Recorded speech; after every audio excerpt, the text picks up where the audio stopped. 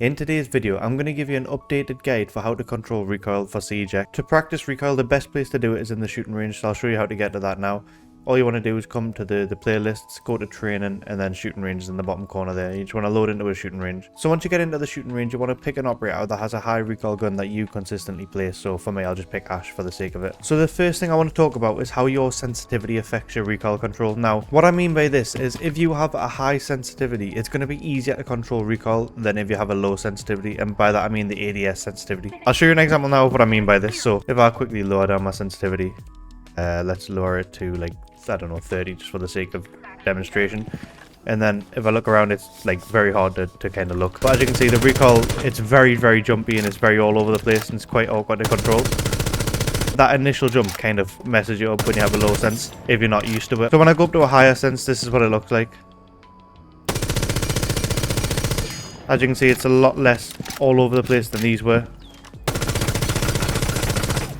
Like it's a lot more compact and together because with a higher sensitivity, recoil control is just easier. But that also comes at the downside of accuracy. So if you up your ADS speed to like 100 just to have perfect recoil, because it increases your recoil, it's also going to have downsides on your accuracy. So if you have a higher ADS speed, it's going to increase your recoil control, like it's going to improve your recoil control, but it's also going to mess with your accuracy a little bit. So you need to kind of play like a middle ground of what's good for accuracy and recoil. This is why it's important to find a perfect sensitivity for you.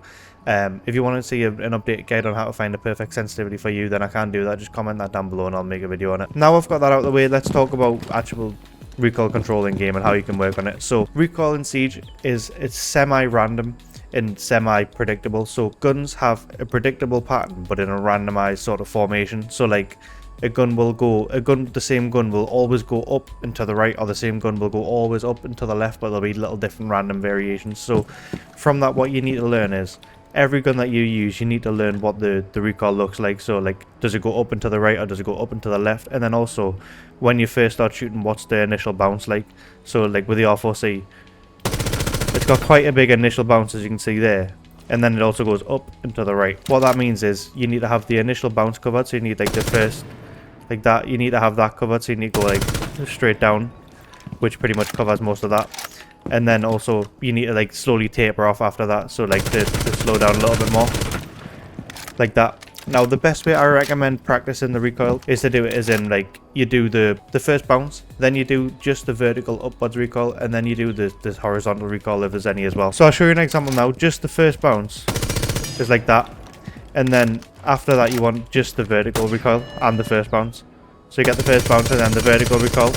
Okay, I'm kind of defaulting to doing the horizontal as well, but it's fine. But the vertical recoil is like how high it goes. So as you can see there, I'm just doing the vertical, so it's going up to the side a little bit. Once we know that the gun goes up and to the right like we've seen before over here, we need to go down and to the left to get all of the recoil all in one. Like that. Now I'm a little bit overcompensating, but as long as you're within this sort of first ring, then that's pretty okay recoil control if you ask me. So yeah, that's how I would recommend doing it. I would do this for every main operator that you play and every main gun that you use. Learn what the horizontal recoil is like, learn what the vertical recoil is like, learn what the first bounce is like. So once you've got the pattern covered for like all of your main operators and all of the main guns that you use, then you can start following on to the next few stages, like the next few steps I'm going to talk about now. So what I would first of all recommend to do is to practice your recoil at different ranges. Now, we're doing it right now at 10 meters, which is very easy to control. Like that. Like I'm not even really controlling it and it's pretty much doing it all for us. Like it's quite kind of hard to get out of the main middle circle on this one, like the center circle. So we're going to up the distance now to 20. The way that I do it is I do 10 meters 3 times, I do 20 meters 3 times, and then I do 30 meters 3 times. And if I'm not comfortable with how I've done them, then I'll go back and do them again. Or I'll repeat one that I was struggling with. So if I struggle on the 30, I'll repeat it a few more times until I'm comfortable with it. So once you go to the 21, you want to do the simple, like, follow the recoil pattern that you learned before, up and to the right, and what you've been practicing. So that's a lot more sporadic, and there was a couple shots out of the circle. So we could say that was alright because they were pretty much on the line or they were in the circle, but as you can see, they're kind of all over the place, but kind of within that center circle, which is what you like to see. But then that means we need to further practice it and further get it perfected. But once you've done this a few times and you think that you're comfortable with it, like this, I'll take that, to be honest. There's only a couple outside of the circle, most of them are in the circle. Then you want to move on to the next one. Now for the next one, for the 30, it's going to be pretty hard to get all of your recoil within the center circle, especially if you're using a high recoil gun, which is what you should be doing. I wouldn't suggest going into this with like a Sledge L85 and just fucking go and spraying out the circle where like there's no recoil. Like, this is not really practicing picking the L85 and just going in, like, playing for the easy recoil control. You want to practice on guns that you struggle with and guns that are hard to control recoil with. So, like the F2 for Twitch, Ash's R4C, Buck C8, anything like that that's got a high recoil. That's what you want to be practicing with, because the way that like it works is, if you practice something that's harder than what you're actually going to be doing, even if you don't play these guns, if you practice something that's harder, it's going to be a lot easier when it comes to doing the easier stuff. The same goes for like if you're a musician and you're playing songs and you're trying to learn a song. A lot of people will practice songs slower and then they'll speed it up higher than the original speed of the song. This is because once they're able to play it higher, going down to playing it lower feels like so easy to do. This is because you're more comfortable on the higher, so like slowing it down is like slowing it down from what you're used to, which is like easy if you think about it that way. The same goes for practice and recoil. If you make it really hard for yourself, once it comes time to making it easier for yourself, it's going to be so much easier. We do the same on the 30. We do the same 3 runs, at least 3 runs. If it's not comfortable, if you're not comfortable with it, do more than 3. It doesn't take long to do an extra run, or a couple extra runs. It like literally takes an extra 30 seconds maybe. But this one on the 30 is going to be a lot harder to get in the center circle. So whatever you kind of feel like is a good recoil control for you to have, then go with that. Whatever feels like good for you. What you can do as well is change it to the human. And then try and keep it on the body. But as you can see, with the R4C at least, it's very bouncy. So there's going to be a few missed shots. But as long as you get to a point where you're comfortable with, like, I'll take that, to be honest. There was a few missed shots, but there was a few, like, more shots were on it than missed. So I'll take that. Once you've done that a few times and you're comfortable with that, then it's time to move on to step 2, which is making the recoil even harder for yourself. So what we do from here is we'll add a suppressor to the gun. Now, we're not going to be running around in game with a suppressor. You can add an extender barrel as well, but basically you want to add some kind of barrel that doesn't help your recoil control. So the suppressor, extender barrel or no barrel, but I'll just do suppressor because it's what I've always done. And then we're going to do it again. We're going to go back through the 10, the 20.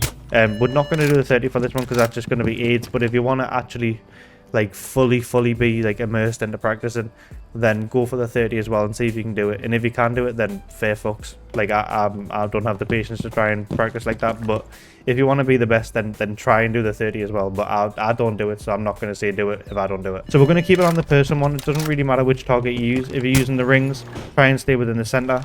If you're using the person, just try and stay on the head, like chest to head. So there, we're still going up. What you'll find with the suppressor is it makes the vertical recoil a lot higher.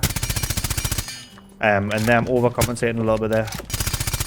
But that was pretty good. I'll take that. The way that I like to do it as well, like I said, with 3 runs, I do 3 consecutive good runs. I don't mean 3 runs in general. 3 consecutive good runs that I'm happy with. I didn't really mention that. I forgot to. So, yeah, I'm just saying that now. 3 consecutive runs that you're happy with, then you move on to the next one. The suppressor is always going to make it a lot higher and a lot bouncier. So once we do 3 consecutive runs like this that we're happy with, then we'll move on to the next step. So like, again, a lot bouncier, but I'll take that. There was a lot more on the body than missed. Only really 1, 2, 3, 3 missed. Technically, I think that one counts. These ones count. So technically only 3 of them missed. So we'll move on to the next step now. But from this point onwards, what I want to say is all of the stages that we're going to do, all of the next sort of recoil practices that we're going to do, the next drills, we're going to do them both with a suppressor on the gun and without a suppressor on the gun. Just for the sake of the video, I'm going to leave the suppressor on the gun and just do it this way. But make sure you do it once with the suppressor on the gun, once without the suppressor on the gun, and put like your flash hider back on or whatever barrel you want to use.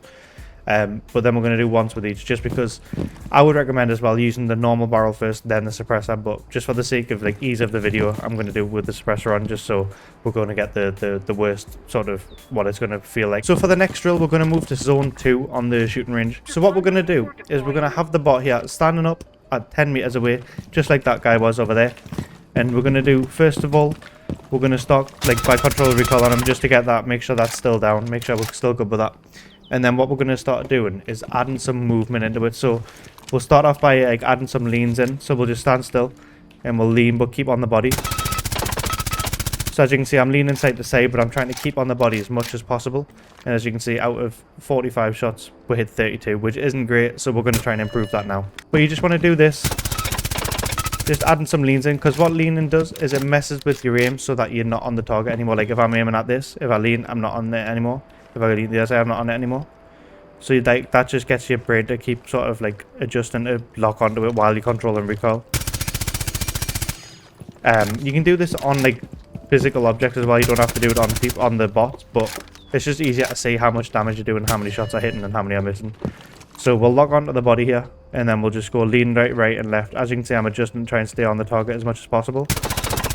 And then you just want to keep doing that. There, we hit 25 out of 25. Okay, what we're going to do with this is we're going to try and do 3 runs that we're happy with. There, I missed 6 shots again. 6 shots again. I would say anything less than 5 shots missed is good, and we're happy with that because you're never going to be perfectly accurate. Now, what we're going to do to add to that as well is then we're going to start adding some A and D movements in, so left and right movements as well as leans. But first of all, let's add some A and D movements in alone. So A and D, we'll stay moving, aiming at the target for now. So we're locking on the target, we're not shooting right now. We're just keeping with A and D while we're on the target. This is just a little sensitivity warm-up. And then what we're going to do is start shooting. Make sure we're still on the target as much as possible. I missed 2 shots there, which isn't ideal, but it's better than missing fucking whatever, how many shots I missed there. Boom, 20 out of 24. We're going to try again and aim for less than 5 shots missed. Okay, less than 5 shots missed. One more, then we're good. Boom, less than 5 shots missed. So, this is like easy on 10 meters, right? So then we're going to do the same, but on 20 meters. Again as well, what we want to do is do this, like do that 10 meters one with the flash hider on, then put the suppressor on, do it again. And then once we move to 20 meters, we're going to do the same again. Just for a bit of variation, let's put the flash hider back on. You're going to find that the further back he is, the more shots you're going to miss. So I probably wouldn't even aim for 5 perfect, like 5 missed shots. But again, once you're happy with what you've done, like once you're happy with 3 consistent runs of using the at 20 meters, I would probably even say just do 2 at 20 meters because it's going to be harder to get 3 consecutive consistent runs that you're happy with, especially using the suppressor on a high recoil gun.